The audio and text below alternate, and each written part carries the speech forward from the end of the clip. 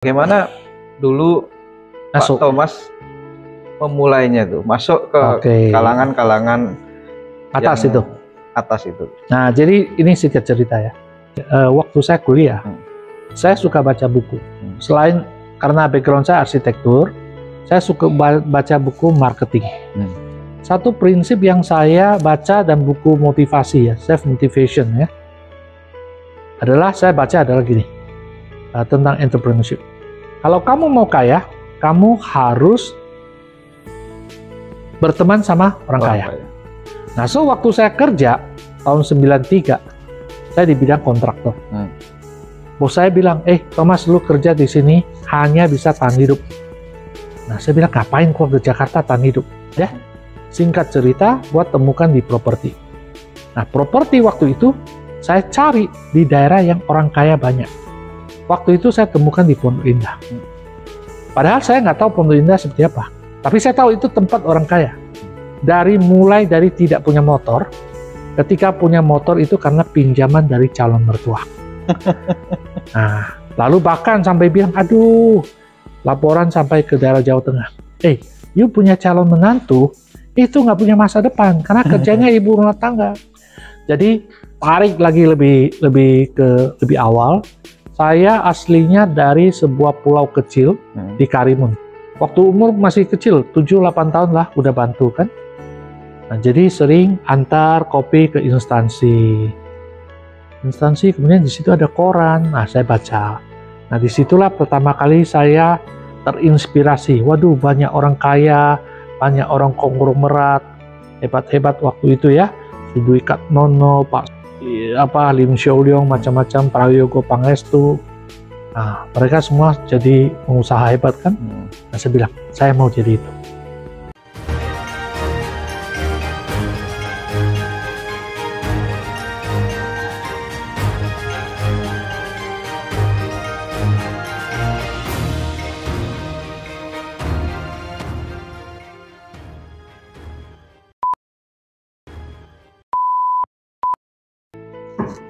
Oke, selamat sore Pak Thomas.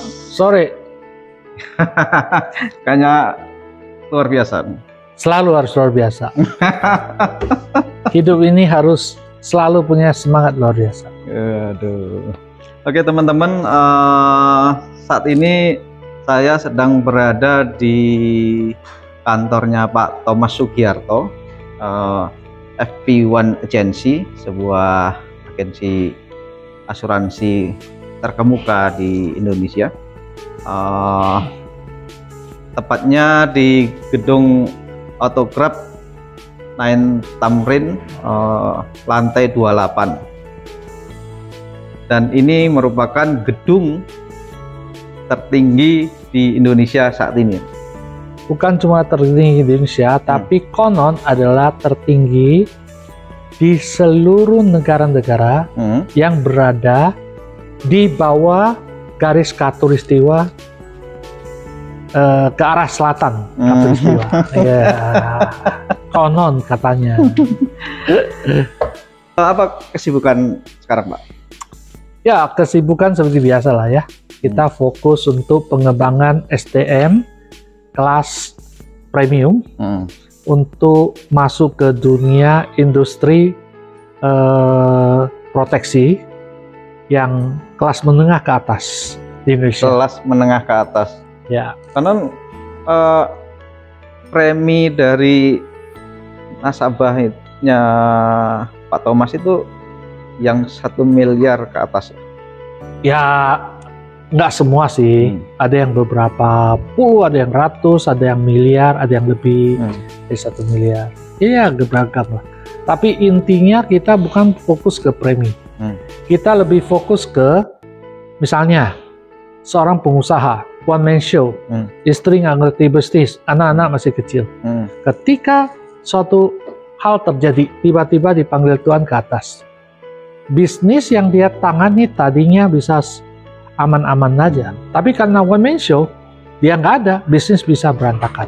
Jadi itu yang bisnis ini nilainya berapa, potensi berantakan ini berapa, apakah itu 10 miliar, apakah itu 20 miliar, apa itu 50, apakah itu 100 atau lebih. Nah, nilai ini yang diprotek. Jadi yang diprotek tuh bukan lagi kesehatan gitu ya, tapi itu sampingan kecil. Sampingan kecil ya. Fokus utama lebih ke resiko ketika ada apa-apa sama dia, khususnya nyangkut ke apakah itu sakit kritis atau meninggal mendadak, maka dia mau berapa uang yang disiapkan. Supaya ketika terjadi apa-apa, nanti ada kerugian-kerugian, ada utang-utang, ada cicilan, ada kebutuhan hidup, ada kebutuhan untuk bayar karyawan, semua cukup. Nah, so kita hitung dulu kebutuhannya apa. Jadi agak berbeda sama yang biasa. Itu. Sudah berapa agent yang tergabung dalam FP Agency ini? Sip. Ini pertanyaan bagus ya. FP1 ini bicara agensi kami ya. FP1 kami namanya FP1 Agency. Kami punya 6 kantor agensi ya. Total di seluruh kantor Prudential, karena kami khusus hanya jual Prudential punya produk, itu ada 400-an. Kantor yang di Jakarta sekarang ini itu adalah top nomor 2 nasional dari 400. Nah, jumlah tim kami, jumlah tim kami kalau yang tercatat secara AAJI kurang lebih ada 10 ribuan. Nah, tapi ya tentu yang aktif sekitar 10-15% lah. Tapi itu yang benar-benar yang achievable, macam-macam, yang kualitasnya bagus lah. Oke, kalau ditarik ke belakang gitu, Pak Thomas itu kan dikenal oleh sebagian kalangan itu sebagai property agent gitu ya. Nah, gimana sih ceritanya dari property agent tapi sekarang justru lebih enjoy dengan bisnis asuransi gitu loh. Oke. Sebenarnya pada prinsipnya jasa itu sama lah ya. So, saya lebih senang adalah punya kemampuan lebih, added value lebih buat klien. Pada prinsipnya kayak di properti, bagus gak sih? Bagus saja. Tapi di bidang properti agency, agent properti, ketika kita jualan kan kita dapat namanya komisi. Kalau kita mau hasil bagus, kita harus punya tim namanya property agent. Nah, kalau mau hasil banyak berarti kita harus punya agent banyak. Nah, persoalannya adalah ketika punya agent banyak, kalau kita mau jaga kualitas tinggi, masalah perekrutan itu akan sangat repot. Ya. Belum lagi ketika kita udah rekrut orang, ngajarin pinter, bagus, berbagai kemungkinan bisa terjadi. Tiba-tiba dibajak orang, tiba-tiba buka sendiri, tiba-tiba bersama beberapa teman keluar dengan beragam alasan. Ada yang pinter kemudian karakternya jelek, transaksi di bawah tangan, tanpa lapor. Ada yang bagus, tapi karena dia tahu dia dibutuhkan, minta bagian komisi yang jauh lebih tinggi. Yang nggak bagus, habisin banyak biaya iklan. So, kerjaan kita itu hasilnya bisa up, down, up, down, up, down. Tapi kalau supaya tidak banyak masalah terjadi, kita harus tongkrongnya terus. Akhirnya punya uang, tapi nggak punya waktu. Jadi dan ketika suatu hari ada apa-apa sama kita, bisnis ini bisa ambruk dari nol. Kalau anak tidak cakep. Nah, ketika di usia 35 saya sadar betul. Waktu itu saya ada 2 kantor ya. Mungkin 40-50 agent lah di properti. Saya lihat, mau nggak hidup saya 10 tahun ke depan, tiba-tiba ada apa-apa jadi nol. Nah, singkat cerita, saya bilang saya nggak mau. Saya maunya adalah bisnis, apapun yang terjadi, bisnis yang sudah dibangun harus jauh lebih baik. Padahal kan properti agentnya Pak Thomas tuh, yang saya tahu itu di kawasan premium semua. Ya, betul. Indah, ya.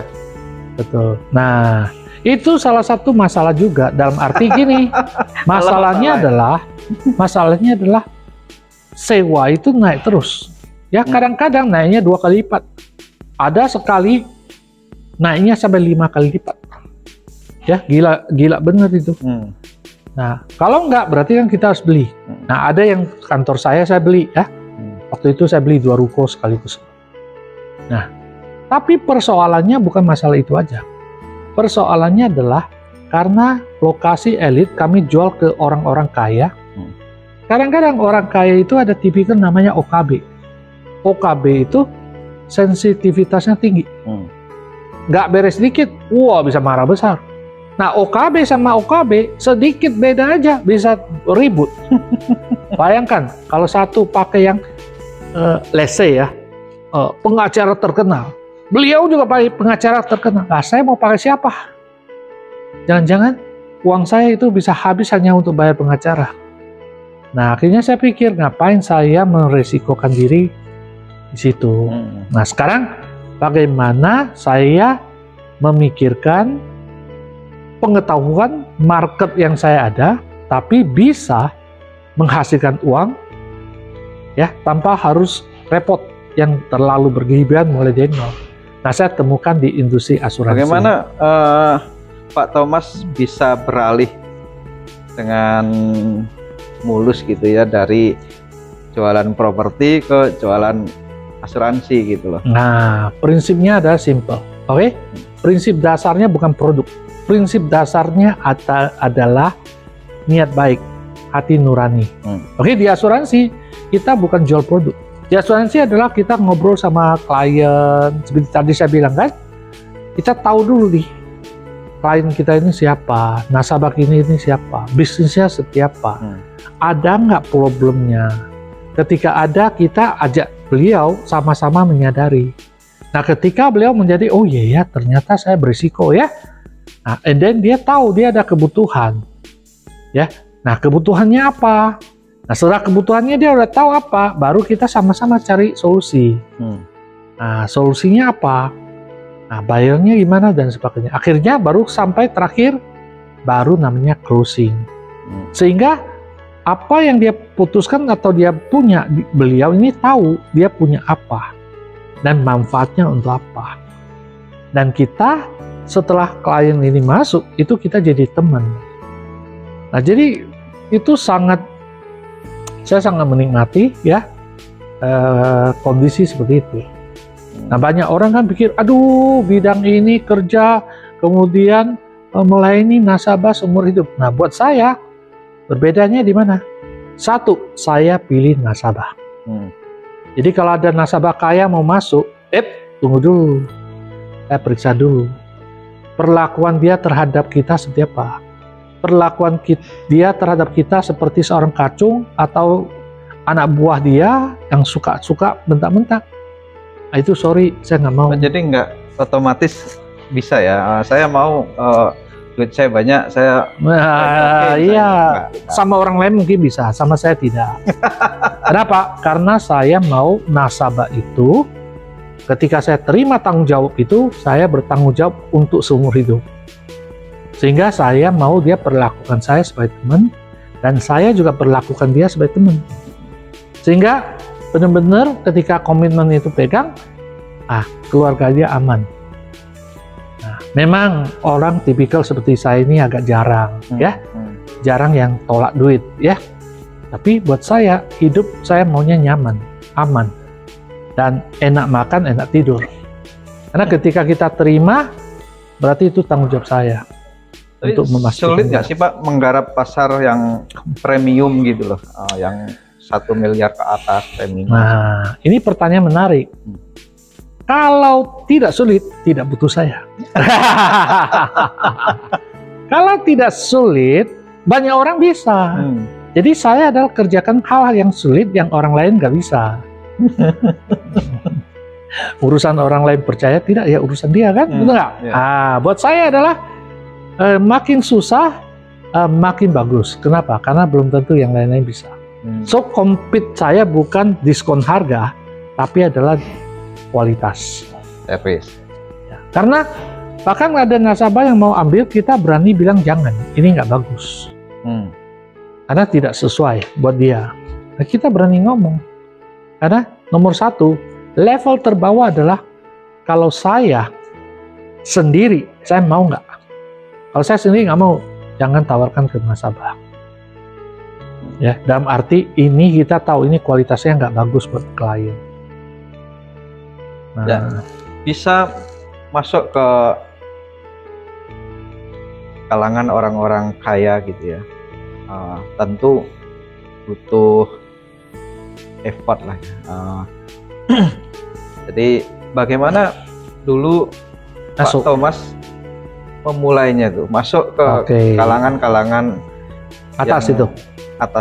Nah, jadi ini sedikit cerita ya. Sebelum saya waktu saya kuliah, saya suka baca buku. Selain karena background saya arsitektur, saya suka baca buku marketing. Satu prinsip yang saya baca dan buku motivasi ya, self motivation ya, adalah gini, tentang entrepreneurship. Kalau kamu mau kaya, kamu harus berteman sama orang kaya. Kamu harus dikenal sama orang kaya. Bukan cuma kita mengenal, tapi dikenal. Dan kamu harus bisa dipercaya sama orang kaya. Kalau kamu bisa lakukan itu, maka kamu berpotensi jadi orang kaya.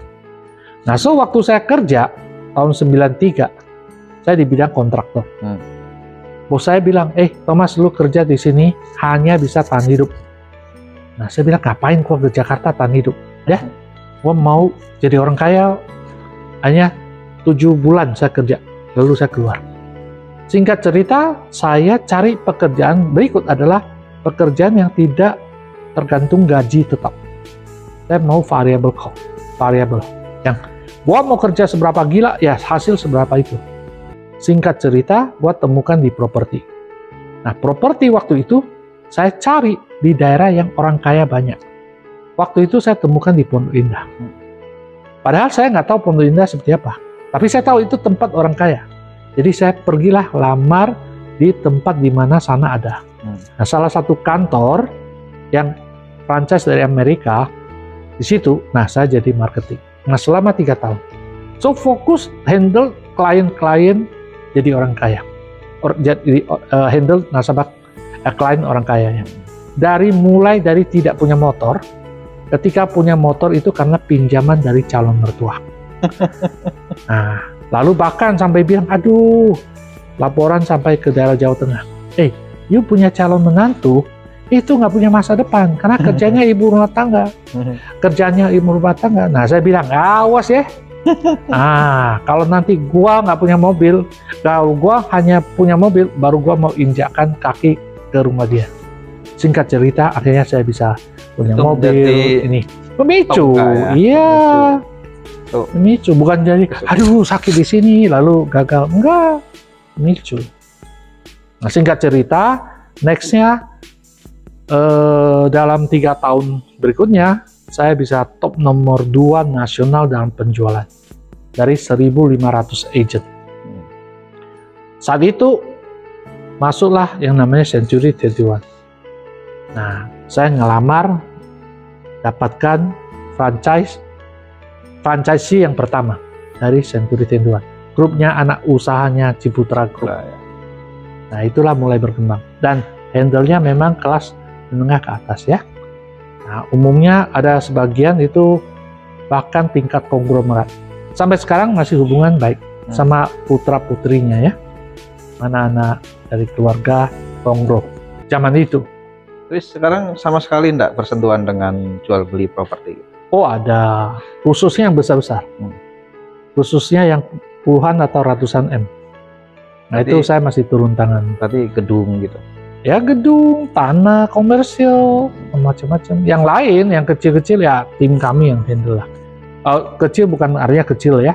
Ada yang belasan M, itu teman-teman ada yang... Artinya Pak Thomas masih punya bisnis properti? Saya ada bisnis kantor properti, tapi saya udah nggak urus. Ada manajer yang urus lah. Tapi khusus untuk yang besar, saya masih handle. Karena handle sama bos kan.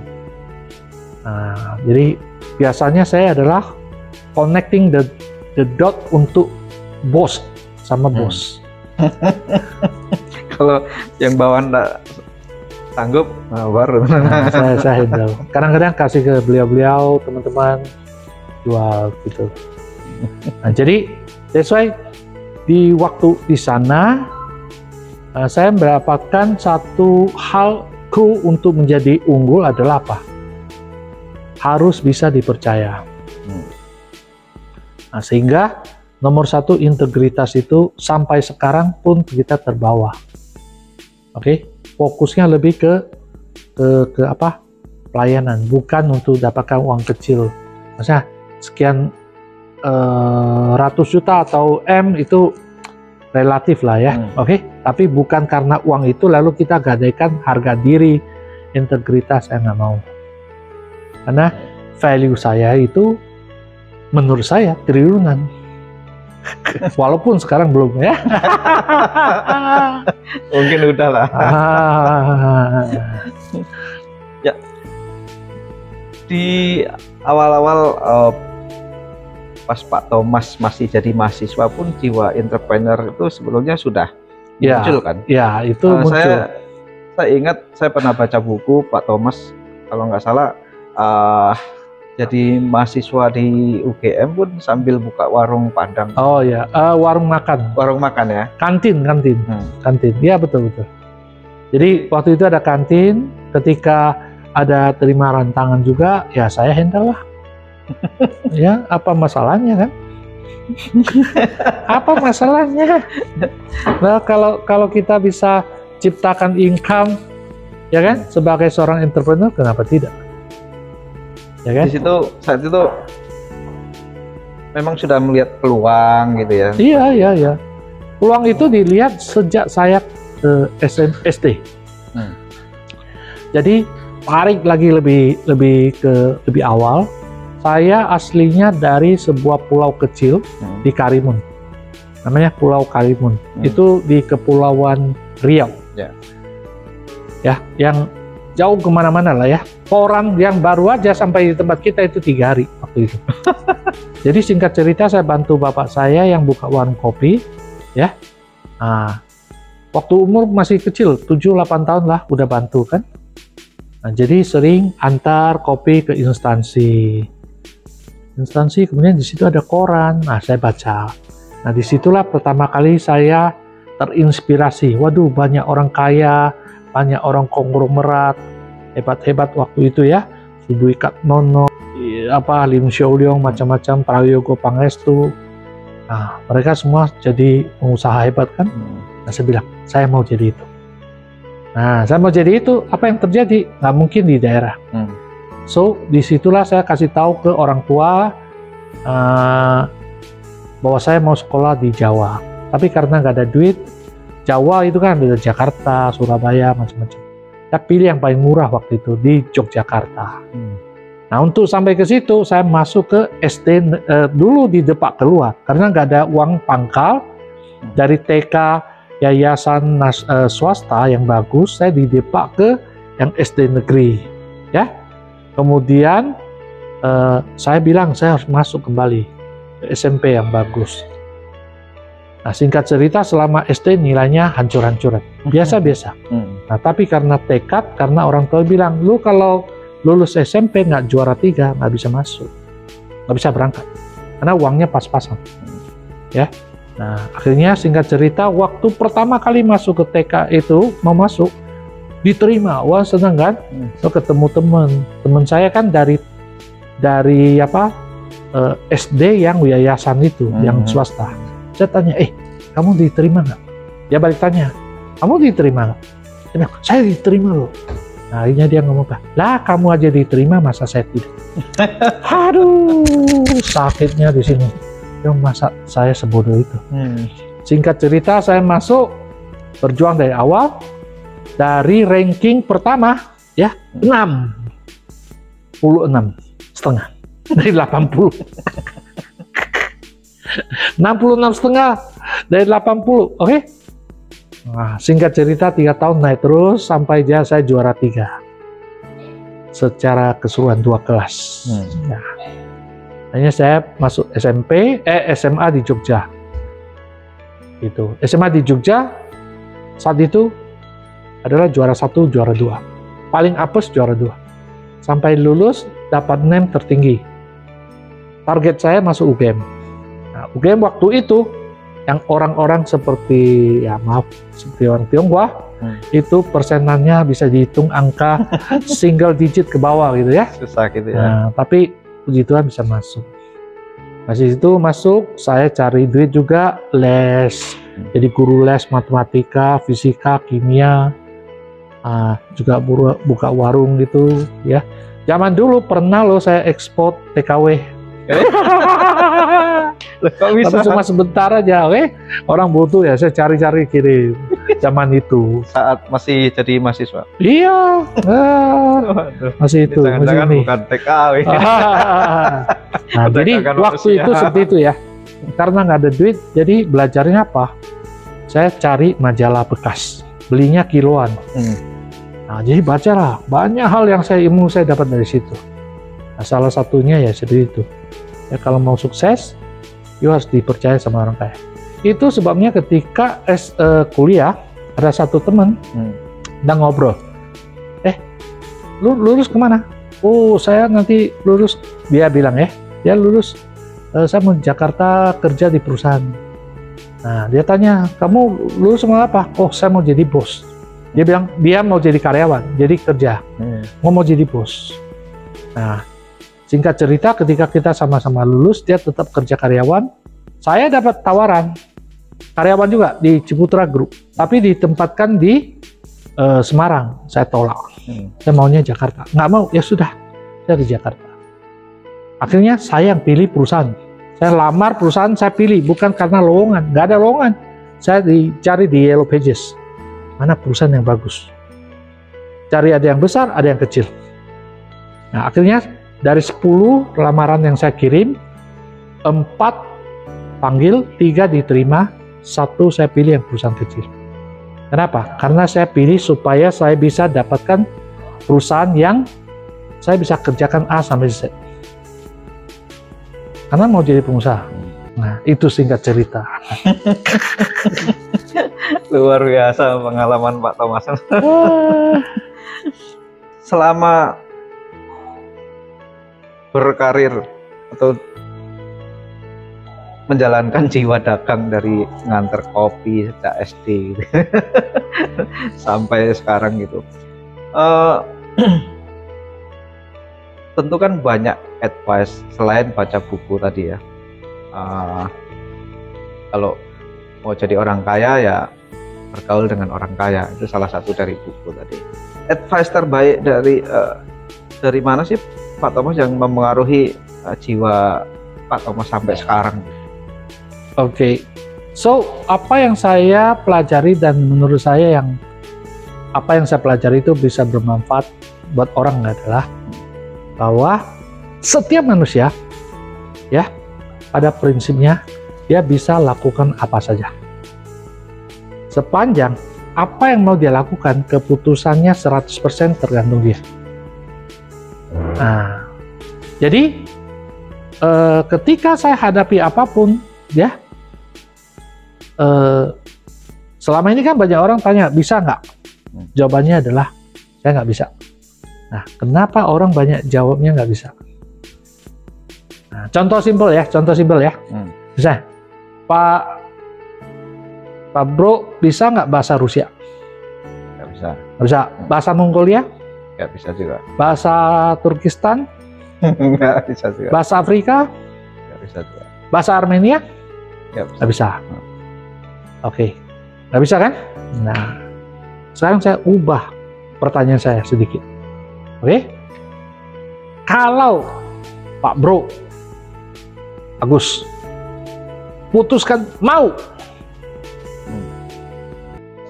dan mau ya,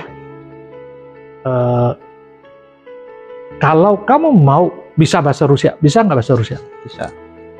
Kalau mau bisa nggak bahasa Mongolia? Bisa. Kalau mau bisa nggak bahasa Afrika? So kalau mau bisa, caranya belajar. Nah, prinsipnya adalah kita memutuskan masa lalu. kebanyakan referensinya masa lalu. Sampai sini gue nggak bisa bahasa Rusia. Kalau lu putuskan bisa bahasa Rusia, bisa nggak? Bisa. So pertanyaannya, apa yang lu nggak bisa? Kalau mau jadi seorang entrepreneur, bisa nggak? Bisa. Bisa? Entrepreneur hebat bisa? Bisa. Nah, caranya? Jalanin. Belajar. Betul nggak? Ah, itu aja sih sebenarnya. Ya, dalam berkarir dan berbisnis sekarang. Mungkin tadi pertanyaannya, apakah pernah juga mendapatkan nasihat terbaik itu dari misalnya orang tua, guru, dosen, atau mantan bos dulu gitu, sehingga sangat melekat di jiwa Pak? Oh, ada salah satu ya, dari bos, mantan bos saya, itu berpikir besar. Namanya Pak Ben dulu, mantan bos satu-satunya saya, namanya Pak Ben. Pak Ben. Kayaknya beliau udah perusahaan kontraktor lah itu. Oh, yang awal. Ya, awal-awal itu dia bilang lu harus berpikir besar. Jadi berpikir besar adalah fokusnya apa? Adalah jangan pusingkan urusan itu hanya urusan kecil-kecil. Itu. Nah, jadi lakukan hal-hal fokus yang besar. Jadi kalau yang kecil-kecil biar yang lain urusin. Lu fokus yang besar. Nah, itu melekat ke saya. Yang memicu Pak Thomas. Memicu. Jadi selalu adalah berpikir bukan gua nggak bisa, tapi adalah ada orang lain yang bisa. Jadi kita cari orang lain yang bisa untuk kerjakan. Itu Pak Bro. Nah, kalau nasihat terbaik itu membuat Pak Thomas menjadi semakin besar, gitu ya. Nah, pertanyaannya kemudian saya balik lagi. Di titik terendah seperti apa sih bagi Pak Thomas itu selama berkarir? Sebelum saya di bisnis ya, saya pernah sampai satu titik waktu lagi di properti ya, awal-awal, sampai di jalan motor yang saya bawa itu pinjaman dari calon mertua, ya, kehabisan bensin. Jadi saya sama pacar dorong motor itu kira-kira 1 kilo lebih, ya, berkeringat, lalu mau ambil doang di ATM. Wow, masukin, tiba-tiba keluar, nggak bisa, masukin lagi, keluar, masukin lagi, kok keluar, kenapa keluar terus? Baca, saldo Anda nggak cukup. Kalau nggak salah ya, sisa cuma berapa, 10.000 atau berapa ya. Nah di saat itu benar-benar gua nggak mau kayak gini terus. Ya, singkat cerita ya, duitnya nggak ada kan, hanya pinjam dari calon istri lah. Dia dulu kuliah kan, masih ada kiriman. Tapi apa yang perlu dimaluin? Yang pentingnya hari ini, betul nggak? Paybacknya, ya kan? Itu jadi titik terendah Pak Thomas. Iya, pada waktu itu ya. Titik yang lain sih rata-rata naik, paling stagnan. Ya turun sekali sih enggak lah. So, saya pribadi adalah orang yang tidak percaya tentang hidup bagaikan roda berputar. Lah kalau bisa naik terus, kenapa harus berputar, Bang? Oke, Pak. Ini penting buat terutama generasi muda gitu ya. Banyakan orang gitu telah mendapat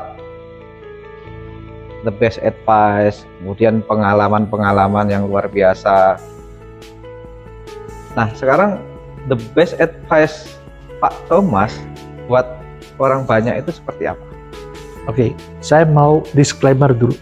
Ya, hari ini saya tidak merasa diri udah sukses besar. Oke? Saya bersyukur bisa nikmati apa yang ada di hari ini. So, ibaratnya sama gunung sama langit, saya itu baru di atas sedikit punggung bukit aja. Oke? Nah, ini masih ada bukit yang lebih tinggi, ada gunung lebih tinggi, ada gunung yang tertinggi, ada langit, ada di atas langit. Oke? Saya baru di bawah. Oke? Nah, tapi maksud saya adalah saya melihat Tuhan memberikan begitu banyak kebebasan bagi kita untuk mencapai. Kenapa gua udah harus puas dengan apa yang ada gitu. Makanya kenapa pada saat bro tadi tanya, apa kabar? Saya selalu jawab luar biasa, betul nggak? Ya. Pilihan hidup, betul nggak? Kenapa harus biasa? Biasa. Kalau kenapa tidak luar biasa? So intinya seperti itu. Nah jadi satu advice saya kepada teman-teman yang lain di masa ini adalah bahwa jangan terlena, oke? Dulu 15 tahun yang lalu ketika kita lakukan sesuatu atau apa, ya salah atau apa, itu masih gampang sekali untuk let's say pindah kerjaan atau apa. Besok nggak akan semudah itu. Kecuali kita bisa benar-benar luar biasa sehingga punya kesempatan banyak ya. Punya keahlian khusus lah, terutama di digital dan sebagainya. Nah, jadi kalau bisa, nasib harus pegang sendiri. Oke, kalau bisa, jadilah seorang wirausaha. Jadilah secepat-cepatnya seorang wirausaha. Ya, sebenarnya antara orang yang kerja sama wirausaha beda tipis. Orang kerja, dia sudah menjual masa depan, harga tetap. Oke, harga tetap. Nah, sebulan sekian. Lu mau jungkir balik sebulan sekian. Paling banyak tambah sekian. Kalau wirausaha itu adalah sifatnya fluktuatif. Lu mau dapat besar, lu berjuang lebih gila, oke, ada risiko turun, tapi nasib tergantung kamu. Nah, jadi saya lebih sarankan ke teman-teman ya, jangan sampai suatu hari apapun yang kita kerjakan itu bisa digantikan oleh mesin artificial intelligence ya. Hidup di masa depan terus terang sangat amat nikmat dengan syarat lu punya duit. Lu nggak punya duit, nggak punya ilmu, nggak punya kemampuan, nggak punya koneksi, hidup akan sengsara. Koneksi sangat penting ya. Sangat penting. Masa ini ya, satu pelajaran yang saya bilang adalah bukan apa yang kamu tahu yang membuat kamu sukses besar. Tetapi siapa yang kamu kenal, siapa yang kenal kamu, dan siapa yang percaya kamu, itulah yang bisa bikin kamu sukses besar. Waduh. Luar biasa. Oke Pak Thomas, siap. Terima kasih atas waktunya. Ya, sama-sama. The Best Advice YouTube channel ini memang tempat atau ruang berbagi pengalaman, advice, nasihat terbaik, sehingga bisa menjadi pelajaran bagi banyak orang gitu ya. Dan mudah-mudahan sangat bermanfaat. Siap. Oke teman-teman, jadi demikian obrolan saya dengan Pak Thomas Sugiarto, seorang pengusaha yang luar biasa, tapi tetap masih belajar. Akunya masih belajar terus. Dan jangan lupa tonton obrolan kami ini di The Best Advice YouTube channel. Jangan lupa juga like, comment, share, and subscribe. Oke, terima kasih. Sip, Pak Thomas.